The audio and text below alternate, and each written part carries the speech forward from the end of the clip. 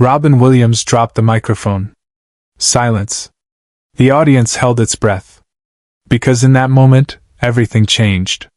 It wasn't supposed to happen like this. Comedy shows follow a rhythm, a dance between performer and crowd where laughter is the only language that matters.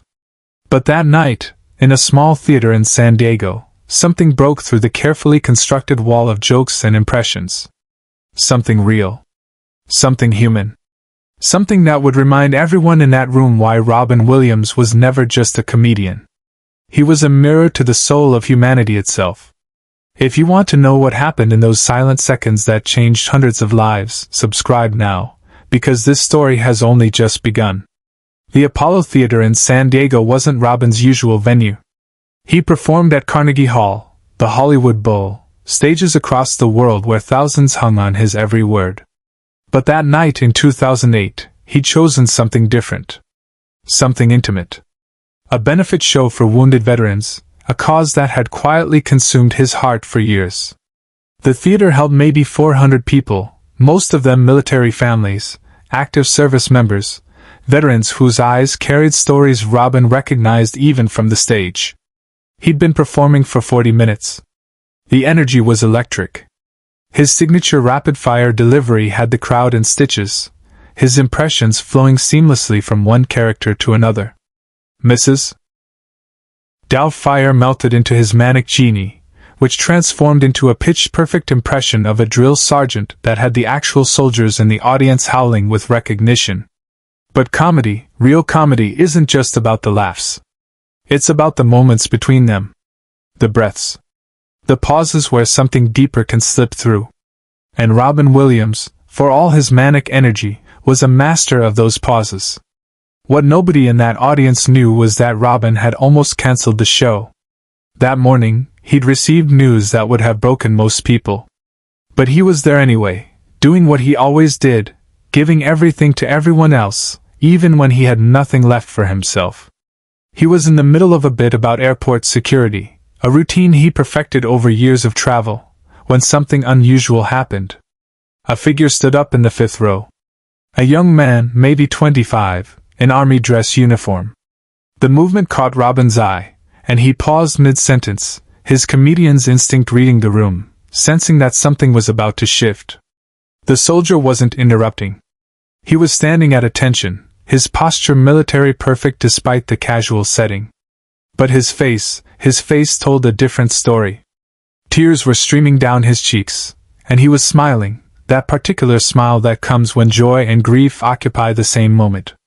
Robin lowered his microphone slightly. The audience, sensing something significant, fell quiet. You could hear the ventilation system, the distant sound of traffic outside, someone's nervous cough 3 rows back. "Sir?"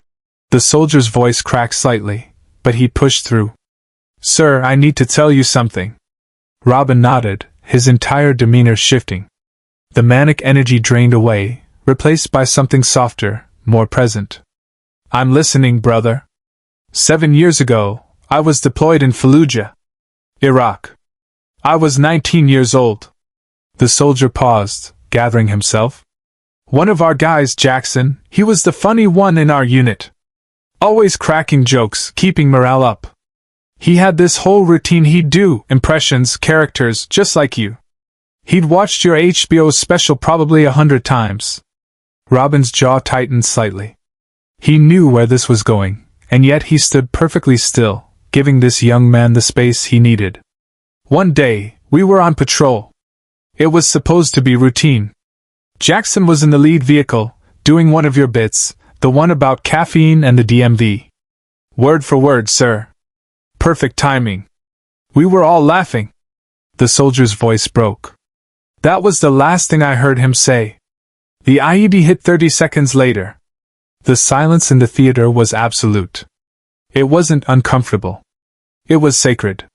And then the soldier did something that would break Robin Williams in a way no tragedy, no loss, no darkness ever had before. "Sir, the joke he was telling, the last words he said, they were yours. From your 2002 special," he said. "Decaf coffee is like kissing your sister. It tastes okay, but something's missing. The soldier smiled through his tears. For 7 years, I couldn't hear that joke without breaking down. I avoided your specials, your movies, anything that would remind me. But tonight, when you started that bit about coffee earlier, something clicked. I realized Jackson wasn't gone. He's in every laugh. He's in every joke. He's in this moment right now. Robin Williams stood motionless on that stage. The microphone hung loose in his hand. His eyes, those impossibly expressive eyes that had brought joy to millions, filled with tears that he didn't try to hide. His mouth, opened slightly, closed, opened again. For perhaps the first time in his professional life, Robin Williams had no words. The audience didn't move, didn't breathe. They were witnessing something beyond performance, beyond entertainment. They were witnessing two human souls connecting across the chasm of grief and finding something beautiful on the other side. Subscribe and leave a comment, because the most powerful moment of Robin's life is still ahead, and what he does next will remind you why some people are more than entertainers. They're healers. Robin set the microphone down on the stool beside him. He walked to the edge of the stage, and without hesitation, without asking permission, he jumped down into the audience. The theater wasn't built for this. There was no ramp, no stairs at that point. He just dropped down, landed awkwardly but kept moving, walking directly toward the soldier. The young man's eyes widened. He hadn't expected this. Nobody had. Security moved slightly, uncertain, but Robin's intent was so pure, so clear, that they stepped back. When Robin reached him, he didn't speak. He simply opened his arms and pulled the soldier into an embrace. Not a Hollywood hug, not a photo op embrace, but the kind of hug that says, "I see you. I see your pain. You are not alone." The soldier collapsed into it, his military bearing finally breaking, 7 years of held grief pouring out onto the shoulder of a man he'd never met, but had somehow known his entire adult life. Robin held him, one hand on the back of his head, the other on his back, steady and solid. He whispered something, words only the soldier could hear, words that weren't for the audience, weren't for the cameras, that weren't even rolling. Just for him. The audience, to their eternal credit, understood. Nobody applauded. Nobody cheered. They simply bore witness, many of them crying themselves, understanding that what they were seeing was more important than any joke, any routine, any entertainment could ever be. But what Robin whispered to that soldier, the words that no microphone caught, would change everything. Not just for that night, but for the years that followed, right up until Robin's final days. He whispered, "Your friend didn't die telling my joke. I've been living because of his. Every laugh I've gotten since 2002 carries his spirit. Thank you for keeping him alive. Thank you for bringing him back to me tonight." Time became elastic in that embrace. It might have been 30 seconds. It might have been 5 minutes. The objective measurement didn't matter. What mattered was that when they finally separated, both men were transformed. The soldier stood straighter, his tears still flowing but his eyes clearer, as if a weight he'd carried across continents and years had finally found a place to rest. And Robin looked older somehow, but also more present, more real than he'd been all night. He climbed back onto the stage with help from 2 audience members who instinctively reached out.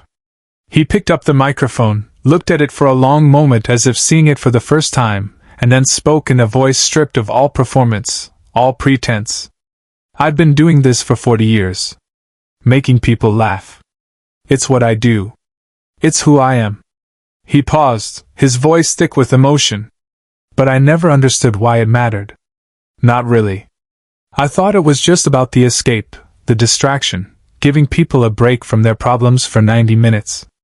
But that's not it at all, is it?" He looked directly at the soldier, who had sat back down, surrounded by other veterans who had quietly moved closer, forming a protective circle. "It's about connection. It's about reminding each other that we're not alone in this insane, beautiful, terrible, wonderful experience of being human." Jackson knew that. He took something I said in a moment of inspiration, or caffeine overdose, or whatever random firing of neurons produced that stupid joke, and he made it his. He made it real. He used it to bring light to a dark place. That's not my gift to him. That's his gift to me. That's his gift to everyone. And then Robin Williams did something he'd never done in 4 decades of professional comedy. He asked the audience for permission to stop the show. "I'm supposed to do another 40 minutes," he said, his voice steady now. "I've got bits prepared, jokes workshopped, impressions polished. But I don't think I can do them tonight. I don't think I should. Could you forgive me if we ended here? If we let this moment be enough?" The response wasn't applause. It was something deeper. It was a collective exhalation, a release, as if the entire room had been waiting for permission to acknowledge that what they'd experienced was complete. It needed nothing added to it. The soldier stood again, and this time, everyone else stood with him. Not in ovation, but in solidarity. Standing together in shared humanity, in shared grief, in shared understanding that some moments transcend entertainment and become something sacred. Robin nodded, tears still streaming down his face, a soft smile playing at his lips. "Thank you," he whispered into the microphone. "Thank you for letting me be real with you tonight. Thank you for sharing your son, your friend, your brother with me. Jackson's spirit, it's here. It's always been here. In every laugh. In every connection. In every moment we choose humanity over performance." He set the microphone down gently on the stage and walked off into the wings, his hand briefly touching his heart, then extending outward toward the audience in a gesture that said everything words couldn't. The lights came up slowly. Nobody rushed to leave. People stood in small groups, talking quietly, hugging, some crying, some smiling, most doing both. The soldier was surrounded by well-wishers, other veterans, family members who understood that what he'd done required immense courage. He'd given voice to grief in a room full of strangers and found that strangers were just friends whose pain you hadn't yet acknowledged. Backstage, Robin sat in his dressing room, still in his performance clothes, his face in his hands. His manager, who'd been with him for 20 years, had never seen him like this. "Are you okay?" she asked, knowing the question was insufficient but needing to ask anyway. Robin looked up, his eyes red but clear. "I'm more than okay. I'm real. For the first time and maybe forever, I feel real." Share and subscribe so this story will never be forgotten, because what happened in the weeks and months after that night would reveal just how deeply that moment had changed Robin Williams. He'd always visited military hospitals, done USO tours, supported veteran causes, but it had been part of his schedule, his obligations, his image. After that night in San Diego, it became something else entirely. He started showing up unannounced at VA hospitals, not for photo ops but for genuine connection. He'd sit with soldiers for hours, not performing, just listening. Their stories. Their pain. Their hopes. He carried a small notebook with him, and in it, he wrote down the names of fallen soldiers that families and friends shared with him. Hundreds of names. Thousands eventually. He said he wanted to remember them, to carry them with him, to honor them by keeping their memory alive in his work, in his life, in his heart. His comedy changed too.